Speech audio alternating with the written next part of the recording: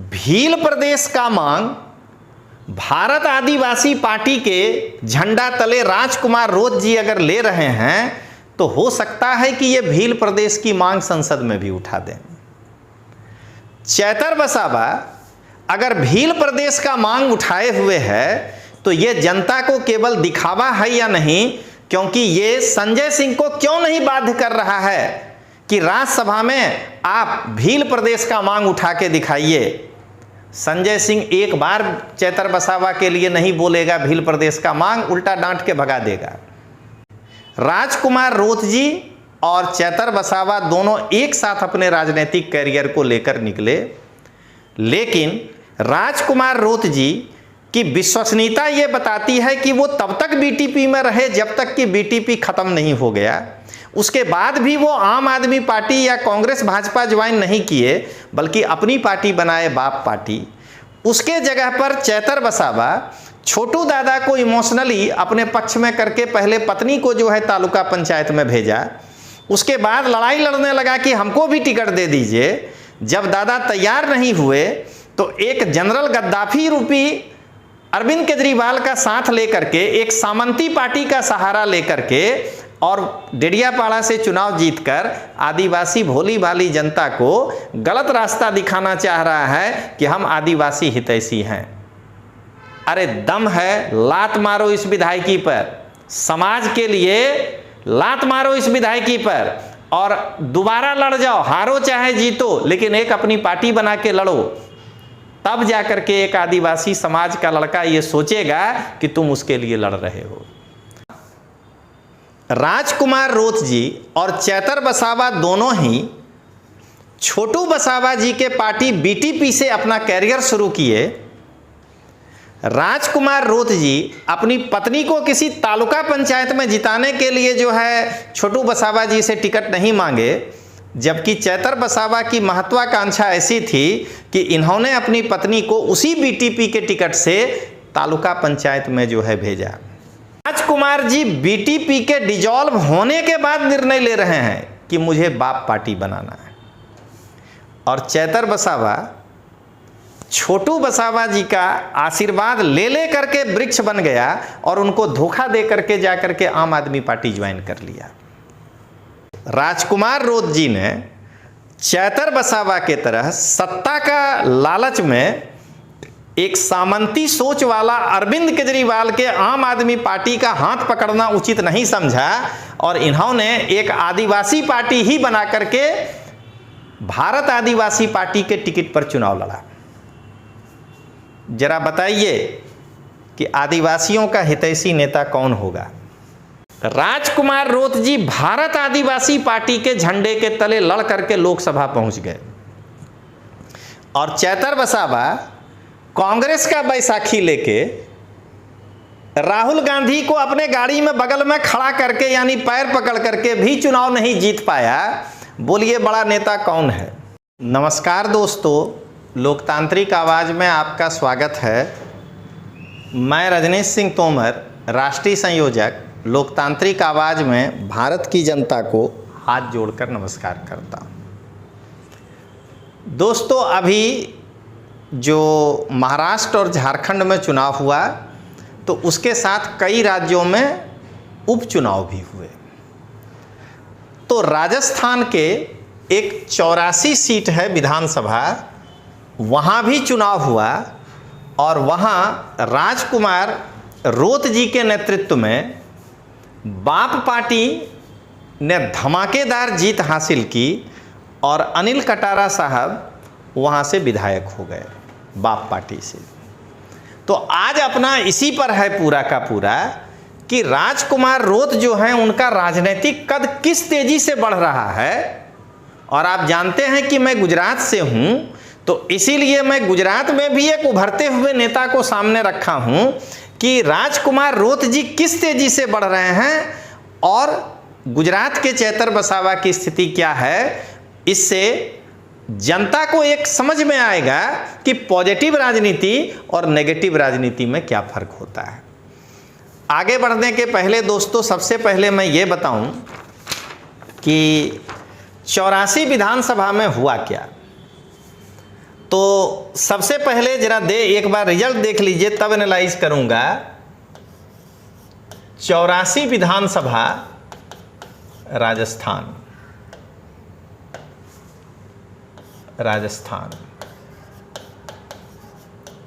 यहां पर अभी जो 2024 का चुनाव हुआ, इसमें अनिल कटारा जी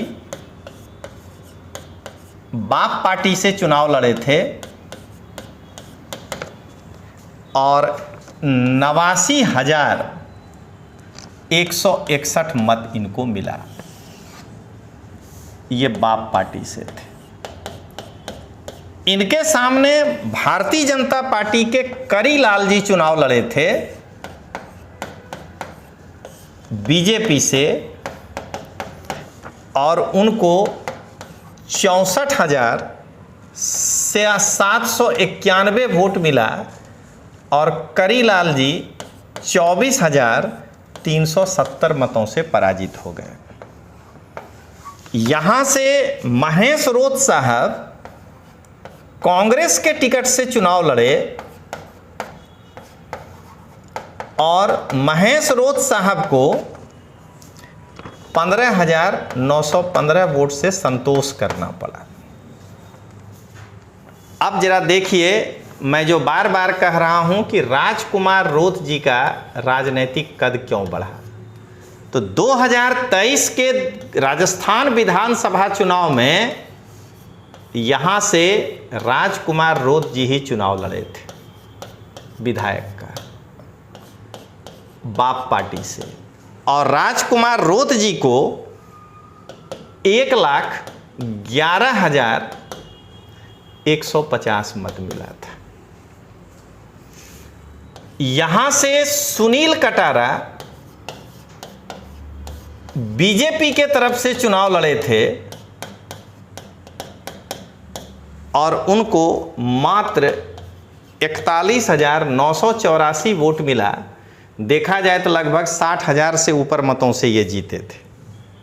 और तीसरा, ताराचंद भगोरा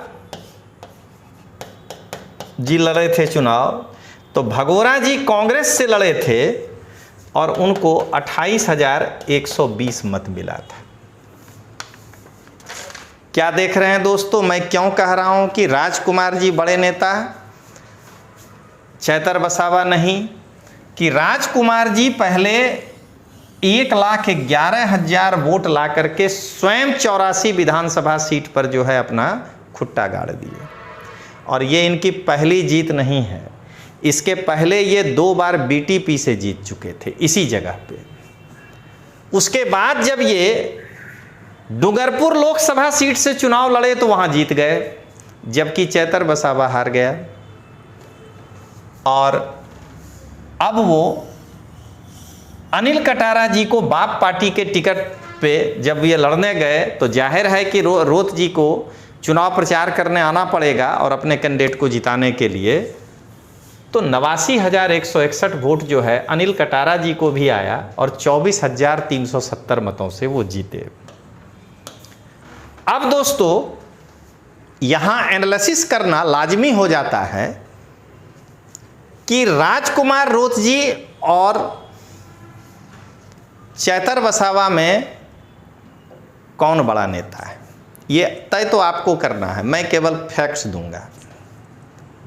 राजकुमार रोत जी और चैतर वसावा दोनों का राजनीतिक कैरियर बीटीपी पार्टी से शुरू हुआ, यानी कि छोटू वसावा जी के नेतृत्व में इन दोनों ने अपना कैरियर शुरू किया। राजकुमार रोत जी तब तक बीटीपी से बाहर नहीं गए जब तक कि बीटीपी को छोटू वसावा जी अपने पारिवारिक कारणों से डिसॉल्व ना कर दिए पार्टी। इसलिए 2023 में राजकुमार रोत जी जो है बाप पार्टी बनाकर लड़े। चैतर वसावा छोटू वसावा जी के ही आगे पीछे घूमते रहा अपनी महत्वाकांक्षाओं को लेकर, और पहले परिवारवाद को संरक्षण देने के लिए अपनी पत्नी को बीटीपी से टिकट दिला करके डेडियापाड़ा में तालुका पंचायत में जो है चुनाव जिताया, जबकि राजकुमार रोत जी ने ऐसा नहीं किया। तो अब दोस्तों जरा समझने वाली बात है कि जहां राजकुमार रोत जी और चैतर वसावा दोनों ही छोटू वसावा जी के पार्टी बीटीपी से अपना कैरियर शुरू किए, राजकुमार रोत जी अपनी पत्नी को किसी तालुका पंचायत में जिताने के लिए जो है छोटू वसावा जी से टिकट नहीं मांगे, जबकि चैतर वसावा की महत्वाकांक्षा ऐसी थी कि इन्होंने अपनी पत्नी को उसी बीटीपी के टिकट से तालुका पंचायत में जो है भेजा। अब आइए जरा एक स्टेप आगे। जब बीटीपी डिजॉल्व हुआ, तो बीटीपी जब डिजॉल्व हो गया, क्यों मैं कह रहा हूं, क्योंकि छोटू वसावा जी स्वयं गुजरात में 2022 का जो विधानसभा चुनाव लड़े झगड़िया से, तो उनको इंडिपेंडेंट लड़ना पड़ा। वो बीटीपी से नहीं लड़ पाए क्योंकि पार्टी डिजॉल्व हो गई। जो भी कारण हो, घर का पारिवारिक, वो छोड़ दीजिए। तो राजकुमार जी बीटीपी के डिजॉल्व होने के बाद निर्णय ले रहे हैं कि मुझे बाप पार्टी बनाना है, और चैतर वसावा छोटू वसावा जी का आशीर्वाद ले करके वृक्ष बन गया और उनको धोखा दे करके जाकर के आम आदमी पार्टी ज्वाइन कर लिया। जरा सोच करके देखिए कि ज्यादा मतलब कि विश्वसनीय नेता कौन। मैं डेडियापाड़ा की जनता और 84 विधानसभा की जनता को मिला करके एक प्रश्न दे रहा हूं कि राजकुमार रोत जी बीटीपी के डिजॉल्व होने के बाद बाप पार्टी बना करके जो है चुनाव लड़े, और चैतर वसावा बीटीपी के रहते हुए इनकी पत्नी उसी पार्टी से जो है तालुका पंचायत में है, और इन्होंने अपने राजनीतिक गुरु छोटू वसावा को धोखा दे करके आम आदमी पार्टी में चले गए। जरा बताइए दोनों जगह की जनता कि ज़्यादा विश्वसनीय नेता कौन। नेता बड़ा कैसे होता है? नेता बड़ा ऐसे होता है। लोग सोचते हैं कि चैतर वसावा फॉर्च्यूनर में आ रहा है, बड़ा नेता हो गया। अरे फॉर्च्यूनर तो किसी भी प्रकार से पैसा कमा करके खरीदा जा सकता है, विश्वसनीयता खरीदना बहुत कठिन होता है। अब आइए, जब बीटीपी डिजॉल्व हो गया तो चैतर वसावा तो बीटीपी के रहते हुए आम आदमी पार्टी में चला गया। राजकुमार रोत जी कह सकते थे कि मैं भी आम आदमी पार्टी में चला जाता हूं। अरे जीतना तो राजकुमार रोत जी के ही दम पे था ना, जैसे यहां चैतर वसावा कहता है डेडियापाड़ा हम अपने दम पे जीते। लेकिन राजकुमार रोत जी ने, जरा समझिएगा दोस्तों, राजकुमार रोत जी ने चैतर वसावा के तरह सत्ता का लालच में एक सामंती सोच वाला अरविंद केजरीवाल के आम आदमी पार्टी का हाथ पकड़ना उचित नहीं समझा, और इन्होंने एक आदिवासी पार्टी ही बना करके भारत आदिवासी पार्टी के टिकट पर चुनाव लड़ा। जरा बताइए कि आदिवासियों का हितैषी नेता कौन होगा। मैं एक बार डेडियापाड़ा झगड़िया के आदिवासी जनता को कहता हूं कि ठंडे दिमाग से एक बार जरा सोच कर देखिए कि बीटीपी के खत्म होने के बाद राजकुमार रोत जी भी चाहते तो उसी सामंती सोच वाले अरविंद केजरीवाल का हाथ पकड़ करके और आम आदमी पार्टी में ज्वाइन हो करके, कांग्रेस में ज्वाइन हो करके या बीजेपी में ज्वाइन हो करके सत्ता पा सकते थे। अब ये एक आदिवासी प्रजा बन करके सोच करके देखिए, आदिवासी क्या कहते हैं, आदिवासी समाज का एक व्यक्ति बन करके सोच करके देखिए। जो मैं कह रहा हूं कि एक आदिवासी समाज के व्यक्ति के हिसाब से सोच करके देखिए कि जो व्यक्ति यानी राजकुमार रोत भारत आदिवासी पार्टी यानी आदिवासियों का पार्टी बना करके ही आज तक जो है झंडा बुलंद करके लड़ रहे हैं, वह ज़्यादा विश्वसनीय या चैतर वसावा जो सत्ता के लालच में एक सामंती सोच वाला अरविंद केजरीवाल का आम आदमी पार्टी को ज्वाइन कर लिया है वह ज़्यादा विश्वसनीय। तो बड़ा नेता कौन? अब आइए, उसके बाद राजकुमार रोत जी ने डूंगरपुर लोकसभा से चुनाव लड़ा और चैतर वसावा आम आदमी पार्टी से चुनाव लड़ा। अब देखिएगा इसमें कि चैतर वसावा के जो रिलेटिव लोग हैं, रिलेटिव का मतलब कार्यकर्ता, वो बार बार कहेंगे कि भड़ूच में तो 32% ही ट्राइबल वोट है, डूंगरपुर में 70% है। भाई लोकसभा का चुनाव लड़ने जा रहे हैं ना, तो इसमें ट्राइबल नॉन ट्राइबल क्या, उस लोकसभा के जनता के मन में आपके प्रति क्या भाव है वो रिजल्ट बताता है ना। अगर यहां 32% ट्राइबल था तो चैतर वसावा जब कांग्रेस का ना गलत बोल गए, चैतर वसावा जब राहुल गांधी का गोड़ पकड़ लिया, पैर पकड़ लिया और कहने लगा कि राहुल गांधी शरणम गच्छामि, तब तो फिर मुस्लिम वोट मिला ना, तो बात तो बराबर हो गया ना उसके बाद। तो सुनिए, राजकुमार रोत जी भारत आदिवासी पार्टी के झंडे के तले लड़ करके लोकसभा पहुंच गए और चैतर वसावा कांग्रेस का बैसाखी लेके राहुल गांधी को अपने गाड़ी में बगल में खड़ा करके यानी पैर पकड़ करके भी चुनाव नहीं जीत पाया। बोलिए बड़ा नेता कौन है? राजकुमार रोत की चैतर वसावा। राजकुमार रोत के एक भी सभा में राहुल गांधी नहीं आया और उसके बाद राजकुमार रोत पहुंच गए संसद। चैतर वसावा के एक रैली में राहुल गांधी आया और उसके बाद राहुल गांधी के आने के बावजूद चैतर वसावा हार गया। जरा बताइए बड़ा नेता कौन? और अंतिम पंच, अब जब राजकुमार रोत जी संसद में पहुंच गए तो हर कोई क्या सोचता है कि मेरे खाली सीट पर हम अपनी पत्नी खड़ा कर दें या अपने भाई को खड़ा कर दें। आप क्या देखें, ये रोत हैं और वो कटारा हैं, आदिवासी हैं लेकिन इनका अपना भाई नहीं है। तो राजकुमार रोत जी ने एक भारतीय लोकतंत्र में सभी दलों को आईना दिखाया, बीजेपी, कांग्रेस, आम आदमी पार्टी, सबको, कि देखो परिवारवाद से मुक्त होकर के भी सोचा जा सकता है। आप बगल में ही देखिए, सलमपुर सीट पर जो चुनाव लड़ा गया है वहां से जो जीती हैं वो शांता अमृतलाल मीणा जी हैं बीजेपी के टिकट से।